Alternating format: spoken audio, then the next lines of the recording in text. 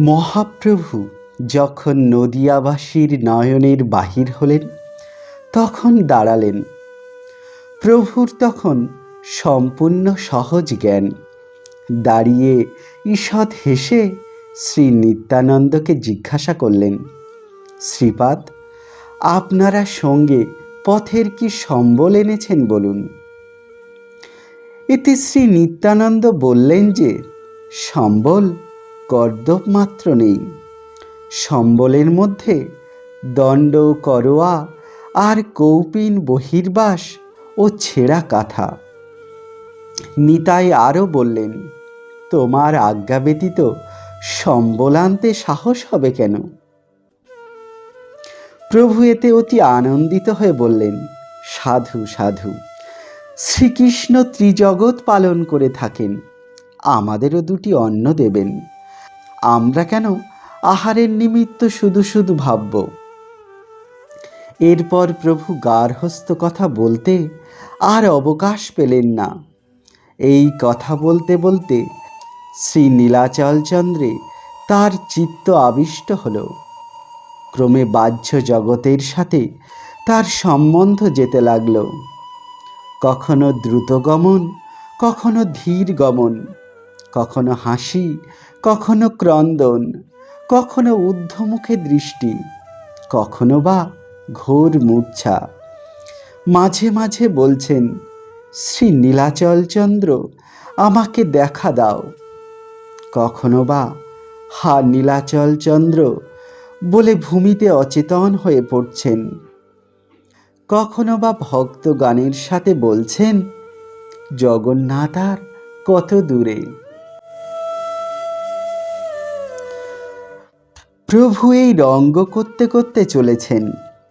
চারিপাশে ভিন্ন লোক, কেউ তাকে চেনে না, কেউ বা নদিয়া অবতারের কথা শুনেছে, কেউ বা তাও শোনেননি। কিন্তু নবীন সন্ন্যাসী ত্রিভুবন আলো করে চলছেন।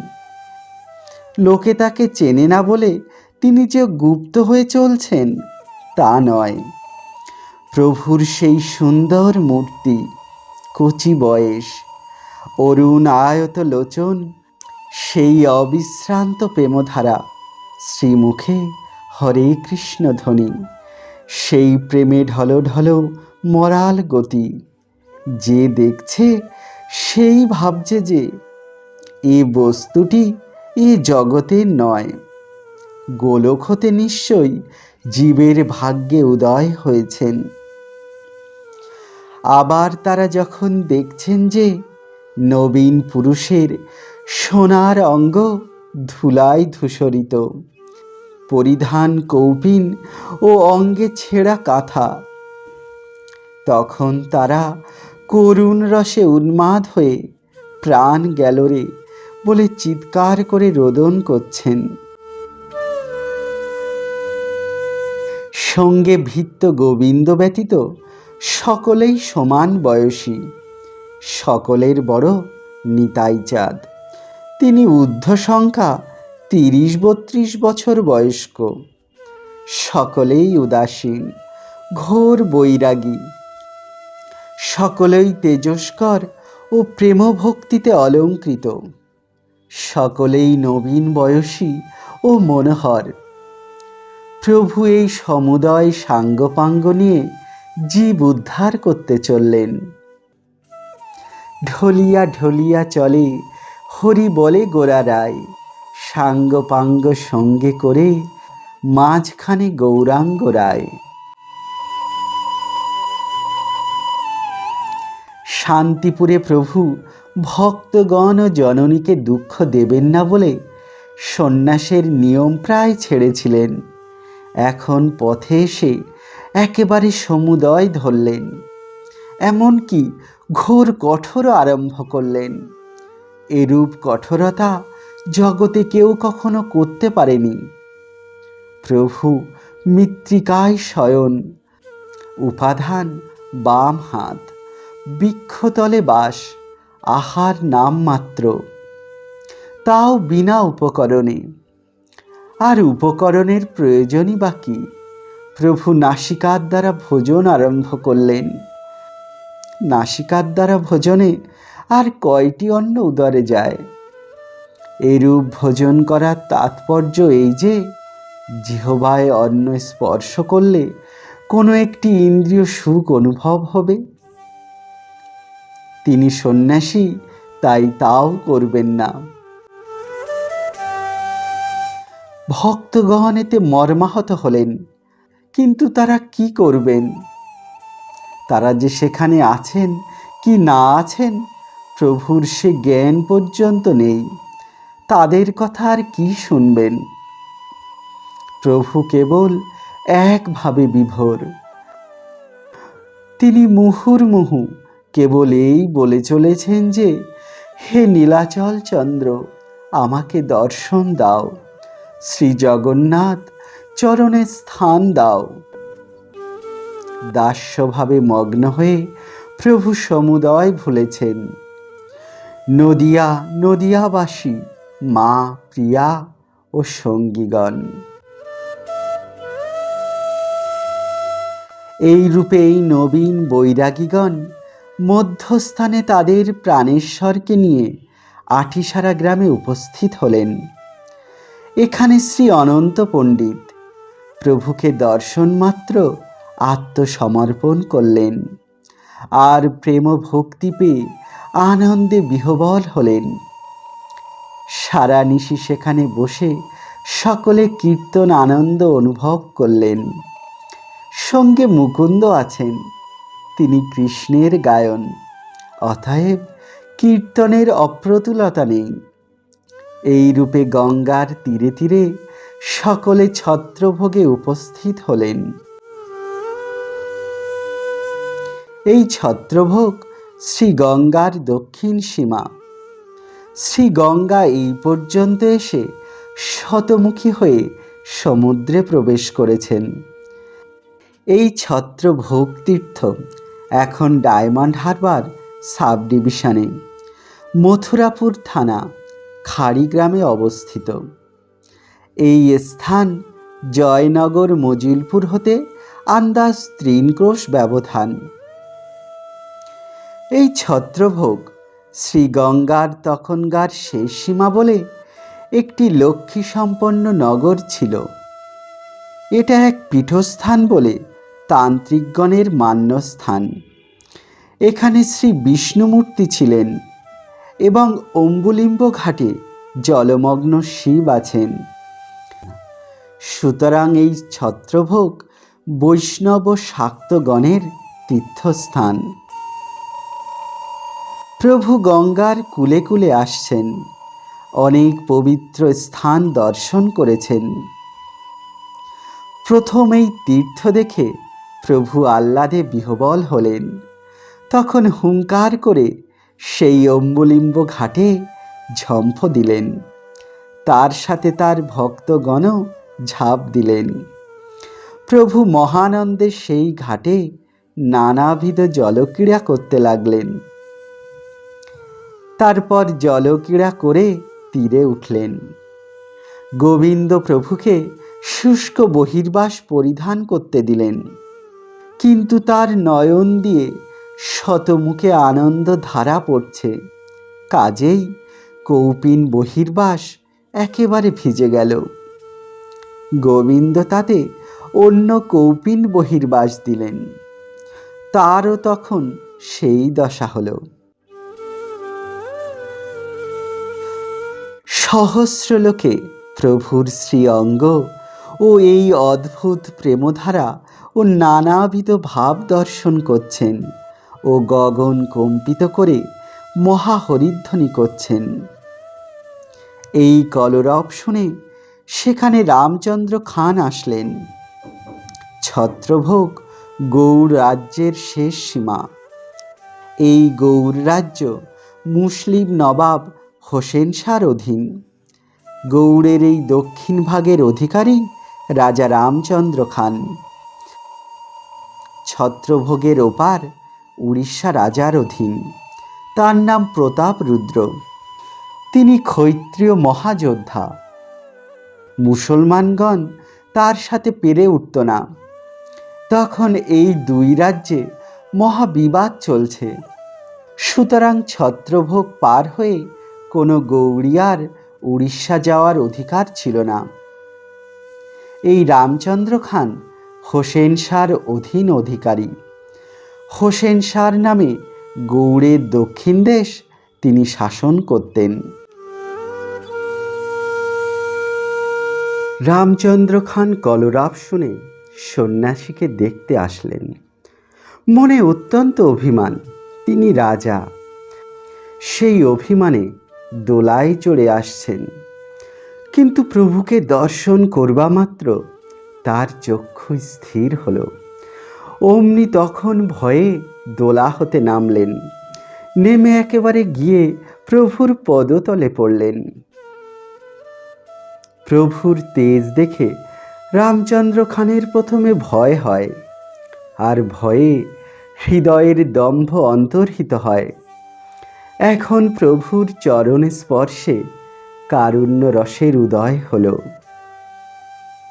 প্রভুর নয়নে জল আর আরতি দেখে তার হৃদয় বিদীর্ণ হয়ে যেতে লাগল। দেখিয়া প্রভুর আরতি রামচন্দ্র খান, অন্তরে বিদীর্ণ হইল সজ্জনের প্রাণ। কোনো মতে এ আরতির হয় সম্বরণ, কান্দে আর এই মতো চিনতে মনে মন। রামচন্দ্র খান ভাবছেন যে নবীন গোসাইর এ আরতি আমি কিরূপে নিবারণ করব।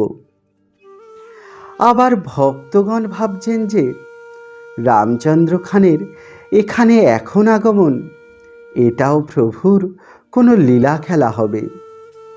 তখন নিত্যানন্দ শ্রী প্রভুকে সচেতন করবার চেষ্টা করে বললেন, প্রভু, একবার কৃপা করে আমাদের নিবেদন শুনুন। আপনার পদতলস্থ এই ভদ্রলোকটির প্রতি একবার শুভ দৃষ্টি করুন। প্রভু এ কথা শুনে কিঞ্চিত পরিমাণে বাহ্য পেলেন। তখন রাজাকে দেখে বলছেন, বাপু, কে তুমি? রামচন্দ্র বললেন, আমি ছাড়, আপনার দাসের দাস হব এই বাসনা করি। তখন উপস্থিত যারা ছিলেন তারা বললেন, প্রভু, ইনি এদেশের অধিকারী। প্রভু বললেন, তুমি অধিকারী? বড় ভালো। আমি কাল সকালে শ্রী নীলাচলচন্দ্র দর্শন করতে যাব। তুমি তার সহায়তা করতে পারবে? নীলাচলচন্দ্র বলতে প্রভু আনন্দে মৃত্তিকায় ঢলে পড়লেন। প্রভু সুস্থির হলে রামচন্দ্র বলছেন, প্রভু, দুই রাজার ভীষণ বিবাদ চলছে। উভয়ের সীমানায় ত্রিশূল পুঁতেছেন। এই সীমা যে কেউ অতিক্রম করে তাকে গোয়েন্দা বলে প্রাণে মারা হচ্ছে। আমি এ দেশের অধিকারী। আমার এখন এ পথে কাউকে যেতে দিতে অনুমতি নেই। দিলে আগে আমার প্রাণ যাবে। কিন্তু তা বলে কি করব? প্রভুর ইচ্ছা শিরোধার্য। আমি মরি কি আমার জাতি যায়, কি আমার সর্বনাশ হয়, কি আমার যে কোনো বিপদ ঘটুক, আমি প্রভুকে কাল ঠিক উড়িষ্যা রাজ্যে পাঠাবো। প্রভু এ শুনে রামচন্দ্র খানের প্রতি প্রসন্ন হলেন এবং তাকে কিঞ্চিত পুরস্কারও দিলেন। হাসিতারে করিলেন শুভ দৃষ্টিপাত। দৃষ্টিপাতে তার সর্ববন্ধ ক্ষয় করি। ব্রাহ্মণ আশ্রমে রহিলেন গৌরহরি। রামচন্দ্র খান প্রভুর নিমিত্ত সর্বনাশ স্বীকার করেছিলেন মাত্র, কিন্তু কিছু বিপদ ভোগ করতে হয়নি। কিন্তু তার বিনিময়ে প্রভু তাকে শ্রী ভগবানের চরণ পদ্মমধু পান করবার অধিকার দিলেন। এই রামচন্দ্র ঘোর তান্ত্রিক শাক্ত ছিলেন, এখন পরম গৌরভক্ত হলেন। প্রভুকে তখন রাজা রামচন্দ্র গোষ্ঠী সমেত অর্থাৎ পঞ্চসঙ্গী সমেত ভিক্ষায় নিমন্ত্রণ করলেন। একজন ব্রাহ্মণের বাড়ি তাদেরকে বাসা দিলেন এবং তথায় বহুতর লোক উপস্থিত হলো। কীর্তন মঙ্গল আরম্ভ হলো। তখন প্রভু নৃত্য করতে উঠলেন, আর সেই ভুবনমোহন নৃত্য দর্শন করে বহুতর লোকের ভববন্ধন ছিন্ন হলো। এই রূপে সারা নিশি কীর্তনানন্দ চলছে। এমন সময় প্রহরখানেক রাত্রি থাকতে রামচন্দ্র খান স্বয়ং আগমন করলেন। তিনি আর কীর্তনে বড় আনন্দ ভোগ করতে পারেননি, কারণ প্রভুকে প্রভাতে উড়িষ্যা রাজ্যে পাঠাবেন এই প্রতিশ্রিত হয়ে বিপদে পড়েছিলেন। সে আজ্ঞা পালনের নিমিত্ত তিনি বড় ব্যস্ত ও চিন্তিত ছিলেন। যেহেতু নাবিকগণের সহজে প্রাণে মরতে উড়িষ্যায় যেতে সম্মত হওয়ার কথা নয়, তা যা হোক, রামচন্দ্র প্রভুর ইচ্ছায় নৌকা পেলেন। তখন প্রভুর নিকটে এসে প্রণাম করে করজোড়ে রাজা নিবেদন করলেন, প্রভু, নৌকা প্রস্তুত, উঠতে আজ্ঞা হোক। প্রভু পঞ্চসঙ্গীর সাথে নৌকায় উঠলেন, আর সকলে গৌড় দেশ ত্যাগ করে উড়িষ্যায় চললেন।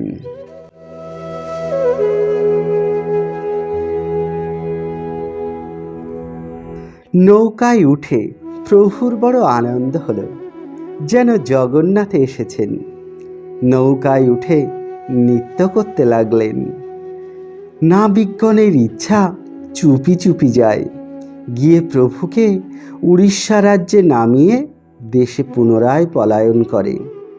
কিন্তু প্রভু নৃত্য আরম্ভ করলে নৌকা টলমল করতে লাগল। আবার মুকুন্দ থাকতে পারলেন না, তিনিও হরি হরায় নম কীর্তন আরম্ভ করলেন। নাবিকগণ দেখল বড় বিপদ, পাগল ঠাকুরদের হাতে প্রাণ যায়। তখন তারা বলতে লাগলো, গোসাই করেন কি, নৌকা যে ডুবে গেল। ডুবে গেলে যাবেন কোথায়? এদেশে জলে কুমির, ড্যাঙায় বাঘ, তারপরে জল ডাকাতগণ এখানে সর্বদা ফেরে, শব্দ শুনলে এখনই এসে পড়বে। নিত্যে ক্ষান্ত দিয়ে আপনারা একটু নিদ্রা যান। কিন্তু শ্রী গৌরাঙ্গের আহারও নেই, নিদ্রাও নেই।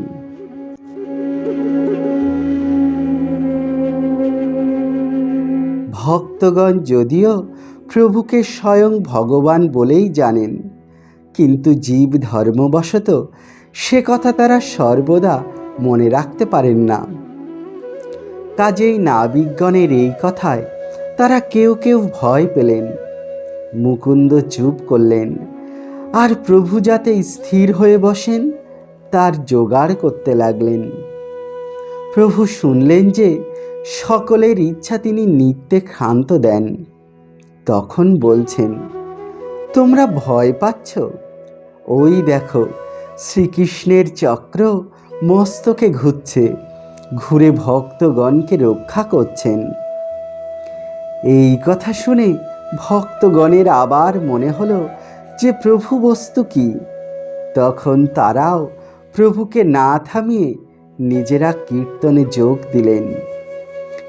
এই রূপে নৌকা টলতে টলতে কীর্তনের সহিত উৎকল দেশে নির্বিঘ্নে উপস্থিত হল। প্রভু প্রয়াগ ঘাটে উঠলেন। উঠে জগন্নাথ দেবকে লক্ষ্য করে উৎকল দেশকে প্রণাম করলেন। সেই প্রয়াগ ঘাটে যুধিষ্ঠির স্থাপিত মহেশ আছেন। তার নিচে যে গঙ্গার ঘাট আছে, সেখানে প্রভু গণসহ স্থান করলেন। প্রভু তখন সচেতন, সুতরাং সহজ কথা বলছেন। বললেন, আমি যাই, অন্ন ভিক্ষা মেগে আনি। এখন ভিক্ষা করা গোবিন্দ কি জগদানন্দের কাজ, কি যারই হোক, প্রভুর কাজ কখনোই নয়। প্রভুর হাতে কেবল জপের মালা, আর তার দণ্ড জগদানন্দের, এবং বহির্বাস কৌপিন ও করোয়া গোবিন্দের হাতে। তিনি প্রেমানন্দে বিভোর। কোনো ক্রমে তার উদরে দুটো অন্ন প্রবেশ করিয়ে ভক্তগণ তাকে বাঁচিয়ে এনেছেন। এখন প্রভু জ্ঞান লাভ করেছেন, এখন নিজে 6 জনের জন্য ভিক্ষা করতে চললেন। নিষেধ করে কার সাধ্য, আর নিষেধ করলে তিনি শুনবেন কেন? প্রভু বহির্বাস দ্বারা একটি ঝুলির মতো করে ভক্তগণকে মন্দিরে রেখে নিজে ভিক্ষার জন্য বাহির হলেন। প্রভুর এ হরিনাম ভিক্ষা নয়, চাউল ভিক্ষা। প্রভু গৃহস্থের দ্বারে গিয়ে হরে কৃষ্ণ বলে দাঁড়ালেন। প্রভু যদি গ্রামে উপস্থিত হলেন, তবে গ্রাম টলমল করে উঠল। ওরে নবীন সন্ন্যাসী দেখে যা বলে আবাল বৃদ্ধ বনিতা অপরূপ দৃশ্য দেখতে দৌড়ালো। প্রভু একদারে হরে কৃষ্ণ বলে মস্তক অবনত করে হাতে আঁচল বিস্তার করে দাঁড়ালেন। তখন যার বাড়ি গমন করলেন, সে ভাবছে তার বাড়ির যথা সর্বস্ব আজ প্রভুকে দান করবেন, কিন্তু অন্যে তা করতে দেবে কেন? অন্যান্য সকলে প্রভুকে দ্রব্যাদি দিতে দৌড়ালো। যার যে অতি উৎকৃষ্ট দ্রব্য, তা দেবার নিমিত্ত সে ব্যগ্রতা দেখাতে লাগল। প্রভু 2-1টি বাড়ির অধিক যেতে পারলেন না। 2-1টি বাড়িতেই তার আঁচল পুড়ে গেল। আর নেবেন না বলে ও নিতে পারবেন না বলে বহুতর দ্রব্য ফিরিয়ে দিলেন। এতে লোকে মহাক্লেশ পেল। প্রভুও তাদের দুঃখ দেখে দুঃখ পেলেন। যা হোক, এতে প্রভুর একটি শিক্ষা হলো। তিনি স্বয়ং বরাবর ভিক্ষা করবার জন্য যে ইচ্ছা করেছিলেন, তা ছেড়ে দিতে বাধ্য হলেন। প্রভু মহাহর্ষিত হয়ে ভিক্ষার ঝুলি নিয়ে ভক্তগণের সমীপে উপস্থিত হলেন। ভিক্ষার দ্রব্য দেখে সকলে হাসতে লাগলেন। বলছেন, প্রভু আমাদেরকে বুঝতে পারবে বুঝলাম। তখন জগদানন্দ রন্ধন করতে বসলেন ও সকলে ভোজন করে কীর্তনে মগ্ন হলেন। এই যে ভিক্ষার কথা উল্লেখ করা হলো, বস্তুত তখন তাদের ভিক্ষা করবার বড় প্রয়োজন ছিল না, যেহেতু সর্বস্থানেই তখন দেবালয় আছে। সর্বস্থানেই দেবসেবা ও অতিথি সেবা হয়। তবে ভারতবর্ষের সে আকৃতি ও প্রকৃতি এখন আর নেই। এখন যেমন প্রচুর পরিমাণে সৈন্য ও পুলিশ পোষা হয়, তখন সেইরূপ ভারতবর্ষীয়গণ সাধু পুষতেন। এদেশে এত উদাসীন ছিলেন যে তখন গৃহস্থ কথাটির সৃষ্টি হয়েছিল। ভারতবর্ষের সর্বত্র দেবস্থলী, অতিথিশালা, অতিথি নিবাস, পুষ্করণী ও কূপ দ্বারা পরিপূরিত ছিল। সুতরাং সন্ন্যাসী বৈষ্ণব বৈরাগীগণ যেখানে ইচ্ছা গমন করতেন ও থাকতে পারতেন। উড়িষ্যা গমনে অন্নের অভাবের সম্ভাবনা ছিল না। তবে সে দেশে একটি বড় উৎপাত ছিল। সে উৎপাত পাটনির। ঘাটপালগণ যাত্রীগণের উপর বড় অত্যাচার করত। প্রভু গঙ্গাসাগর, সুন্দরবন ও 2 রাজার ত্রিশূল উত্তীর্ণ হয়ে উড়িষ্যায় উপস্থিত হলেন বটে, কিন্তু পাটনির হাতে ধরা পড়লেন। তারা 6 জন পার হবেন, তাদের দান চাই। কেওয়ারই বা বিনা করিতে কেন পার করবে? সঙ্গে কিছু দ্রব্যাদি থাকলে কেড়ে নিত, কিন্তু তাও বড় বেশি ছিল না। মূল্যবান দ্রব্যের মধ্যে মুকুন্দের গায়ে একখানি পুরাতন কম্বল, অন্য সকলেরও প্রভুর গায়ে ছেঁড়া কাঁথা। প্রভু সমেত তারা 6 জনে প্রথম ঘাটে গিয়ে দাঁড়ালে দানি দান চাইল। মহাজনের পদে আছে, আমার গৌরাঙ্গের ঘাটে অদান খেয়া বয়। কিন্তু উড়িষ্যার পথে দান ব্যতীত পার হওয়া যায় না। দান চাইলে তারা বললেন, কপর্দক মাত্র নেই, দানি পার করো, তোমার পূর্ণ হবে। কিন্তু সে লোভে আর দানি ভোলে না। তাই প্রভুর গণ যখন বললেন কপর্দক মাত্র নেই, তখন দানি বলল, তবে তোমরা ওদিকে যাও, এদিকে এসো না। একটি পরীক্ষা আছে, তার এপারে থেকে মূল্যের বন্দোবস্ত করতে হয়। যারা মূল্য দেন তাদের পরীক্ষার পারে যেতে দেয়, তারা সেখানে বসে থাকেন। এক নৌকা মানুষ হলে তখন সকলকে পার করে। তাই দানি প্রভু ও তার গণকে বলল, ওদিকে যাও, এদিকে এসো না। এই বলেই প্রভুর পানে চাইল।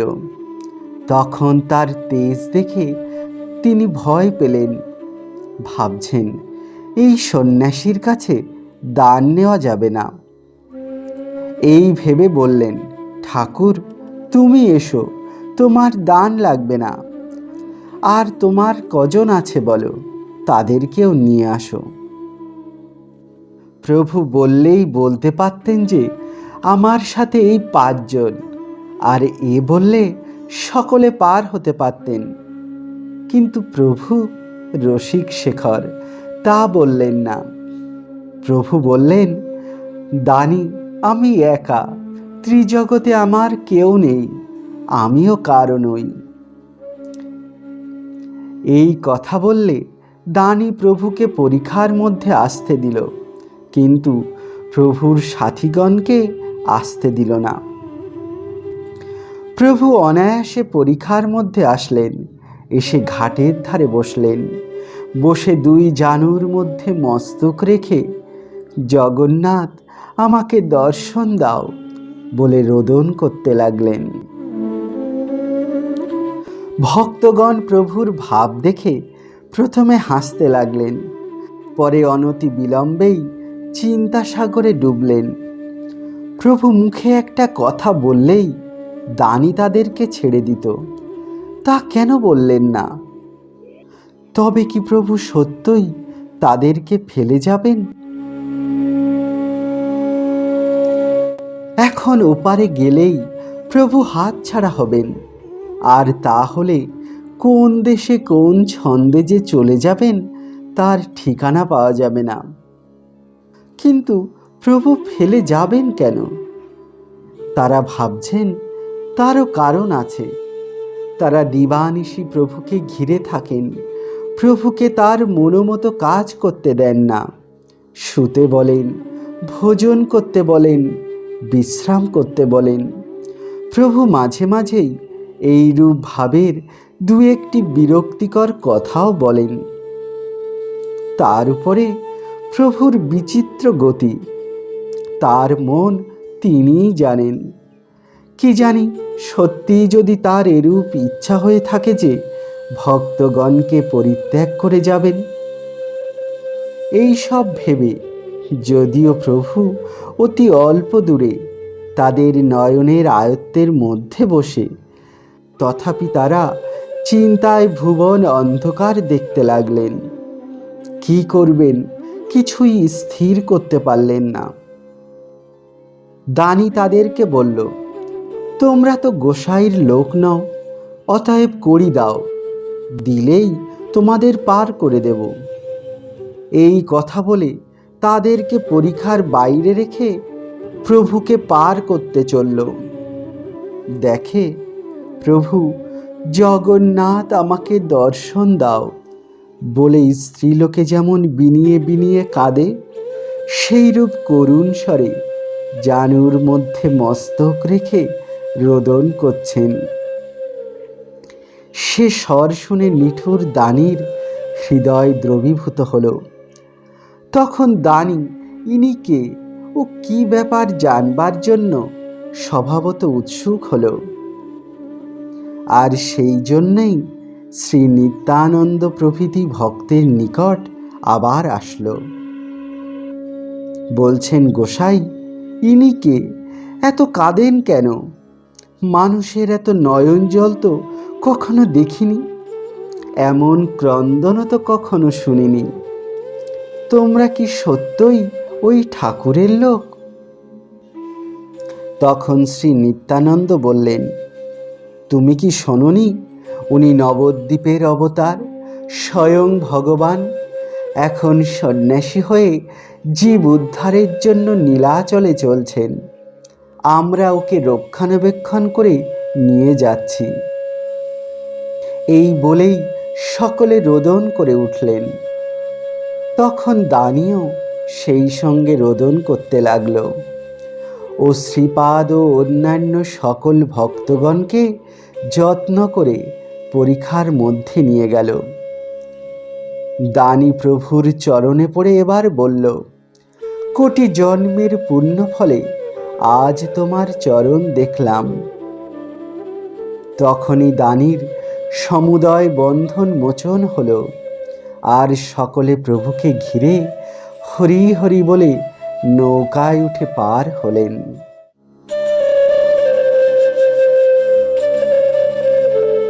আসলে শ্রী গৌরাঙ্গ প্রকাশ্যে সকল সময়ে শক্তি সঞ্চার করতেন না। শ্রী নবদ্বীপে তার সকল কাজই প্রায় গোপনে সাধন করতেন। ইচ্ছাপূর্বক নিজেকে কখনো ধরা দিতেন না। কিন্তু সন্ন্যাসী হয়ে গৌড় দেশ ত্যাগ করে যখন পথে চললেন, তখন অসীম শক্তির সহায়তা অবলম্বন করতে বাধ্য হলেন। কারণ তখন তীব্র গতিতে কাজ না করলে চলে না। পথে চলেছেন, ইতিমধ্যে একজনকে উদ্ধার করতে হবে। পথে বিলম্ব করতে পারেন না। সেখানে দৃষ্টিমাত্র কার্য সম্পন্ন না করলে চলবে কেন? প্রভু বিভোর হয়ে চলেছেন, সঙ্গে ভক্তগণ। সেই পথে একজন রজক কাপড় কাচ্ছে। প্রভু যেন এখন হঠাৎ চৈতন্য পেলেন, পেয়ে সেই রজকের দিকে গমন করতে লাগলেন। কাজেই ভক্তগণ সেই সঙ্গে চললেন। তাদের আগমন রজক আর চোখে দেখল। দেখে কিছু না বলে আপন মনে কাপড় কাচতে লাগলো। প্রভু একেবারে রজকের নিকট গমন করলেন। ভক্তগণ শ্রী গৌরাঙ্গের মনের ভাব কিছুই বুঝতে পাচ্ছেন না। রজক অবশ্য ব্যাপার কি সেটাই ভাবছেন। এমন সময় শ্রী গৌরাঙ্গ রজকের নিকট গিয়ে বলছেন, ওহে রজক, একবার হরি বলো। রজক ভাবল, সাধুগণ ভিক্ষা চাইতে এসেছেন। এই ভেবে হরি বলো এ আজ্ঞা লক্ষ্য না করে সরলতার সাথে বলল, ঠাকুর, আমি অতি গরিব মানুষ, আমি তোমাকে কিছু ভিক্ষা দিতে পারবো না। প্রভু বললেন, রজক, তোমাকে কিছু ভিক্ষা দিতে হবে না, তুমি কেবল হরি বলো। রজক মনে ভাবছেন, ঠাকুরের মনে নিশ্চয়ই কিছু অভিসন্ধি আছে। অভিসন্ধি না থাকলে আমাকে হরি বলতে বলবেন কেন? অতএব হরি না বলাই ভালো। এই ভেবে মুখ না উঠিয়ে কাপড় কাচতে কাচতে রজক বলল, ঠাকুর, আমার বাচ্চা কাচ্চা আছে, আমি পরিশ্রম করে তাদের অন্ন সংস্থান করি। আমি এখন হরি বলা হলে আমার সন্তানগণ উপোস করে মরবে। প্রভু বলছেন, রজক, তোমাকে আমার কিছুই দিতে হবে না। শুধু মুখে একবার হরি বলো। হরি নাম বলতে ব্যয়ও হয় না, কোনো কাজের ব্যাঘাত হয় না, তবে কেন হরি বলবে না? অতএব একবার হরি বলো। রজক ভাবছেন, এ দায় তো মন্দ নয়, এ সন্ন্যাসী চান কি? কি জানি বাবা, কি হতে কি হবে, আমার পক্ষে হরিনাম না নেওয়াই ভালো। এটা সাব্যস্ত করে রজক বলছেন, ঠাকুর, তোমাদের কাজকর্ম নেই, তোমরা সব পারো, আমরা পরিশ্রম করে পরিবার পালন করি। আমি কাপড় কাচব না হরিনাম নেব? প্রভু বলছেন, রজক, তুমি যদি দুই কাজ একেবারে না করতে পারো, তবে তোমার কাপড় আমাকে দাও, আমি কাপড় কাচ্ছি, তুমি হরি বলো। এ কথা শুনে ভক্তগণ ও রজক বিস্মিত হলেন। তখন রজক ভাবছেন, গোসাইয়ের হাত ছাড়ানো মহাদায় হয়ে পড়ল দেখছি, তা এখন করি কি? যা থাকে কপালে তাই হবে। এই ভেবে প্রভুর পানে চেয়ে বলছেন, ঠাকুর, তোমাকে কাপড় কাচতে হবে না, তুমি শীঘ্র বলো আমায় কি বলতে হবে, আমি তাই বলছি। এ পর্যন্ত রজক মুখ উঠায়নি, কাপড় কাচা রেখে এখন মুখ উঠিয়ে প্রভুর পানে চেয়ে কথাগুলি বলল। আর দেখল কি যে সন্ন্যাসী সকরুণ নেত্রে তার পানে চেয়ে আছেন, তার নয়ন দিয়ে ধারা পড়ছে। তাতে রজক একটু মুগ্ধ হয়ে বলছেন, ঠাকুর, কি বলবো বলো? প্রভু বললেন, রজক, বলো হরি বল। রজক বলল। প্রভু বললেন, রজক, আবার বলো হরি বল। রজক আবার বলল, হরি বল। রজক এই দুইবার প্রভুর অনুরোধ ক্রমে হরি বল বলে একেবারে নিজের স্বতন্ত্র হারালো এবং বিহ্বল হয়ে গেল। তখন নিতান্ত অনিচ্ছা সত্ত্বেও যেন মোহগ্রস্ত হয়ে নিজেই হরিবোল বলতে লাগলো। এই রূপে হরিবোল বলছে আর ক্রমে বিহ্বল হচ্ছে। শেষে বলতে বলতে একেবারে বাহ্যজ্ঞান শূন্য হলো। তার নয়ন দিয়ে শত সহস্র ধারা বইতে লাগলো। ওই একটু পরেই রজক দুই বাহু ঊর্ধ্বে তুলে হরিবোল হরিবোল বলে নৃত্য করতে লাগলো। ভক্তগণ দেখে বিস্মিত হয়ে চেয়ে রইলেন, কিন্তু প্রভু আর বিলম্ব করলেন না। প্রভুর তখন কার্য সমাধা হয়েছে, কাজেই দ্রুত বেগে চললেন। ভক্তগণও সঙ্গে চললেন। অল্প দূরে গমন করে প্রভু বসলেন, আর ভক্তগণ রজকের কাণ্ড দেখতে লাগলেন। রজক ভঙ্গি করে নৃত্য করছে। প্রভু যে চলে গিয়েছে তা তার জ্ঞান নেই, কারণ তার বাহ্য দৃষ্টি নেই। তখন সেই ভাগ্যবান নিজের হৃদয়ে গৌর রূপ দেখছেন। ভক্তগণের বোধ হলো রজক যেন একটি যন্ত্র। প্রভু কি কল টিপে দিয়ে আড়াল হলেন, আর সেই কলে হরিবোল বলেও নাচতে লাগলো। একটু পরে সেই রজকের স্ত্রী হাতে আহারীয় দ্রব্য নিয়ে স্বামীর নিকটে আসলো। এসে স্বামীর ভাব দেখে অল্পক্ষণ স্তব্ধ হয়ে দাঁড়ালো।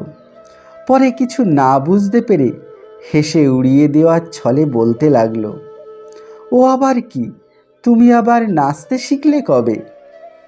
কিন্তু রজক উত্তর দিল না। পূর্বাকার মতো দুই হাত তুলে ঘুরে ঘুরে অঙ্গভঙ্গি করে হরিবোল হরিবোল বলে নৃত্য করতে লাগলো। রজকিনী বুঝল যে স্বামীর বাহ্য জ্ঞান নেই, আর তার কি একটা হয়েছে। তখন ভয় পেয়ে চিৎকার করে গ্রামের দিকে ধাবিত হয়ে পাড়ার লোক ডাকতে লাগলো। রজকিনীর রোদনধ্বনি ও আহ্বানে গ্রামের লোক ভেঙে এসে পড়ল। তারা আসলে রজকিনী অতি ভীতভাবে বলল যে তার স্বামীকে ভূতে পেয়েছে। দিনের বেলায় ভূতের ভয় নেই। সকলে রজকের কাছে গেল। দেখে যে সে অচৈতন্য হয়ে ঘুরে ঘুরে নৃত্য করছে আর তার মুখ দিয়ে লালা পড়ছে। তাকে দেখে প্রথমে ভয়ে কেউ নিকটে যেতে সাহসী হলো না। পরে সাহস করে কোনো একজন ভাগ্যবান লোক তাকে ধরল।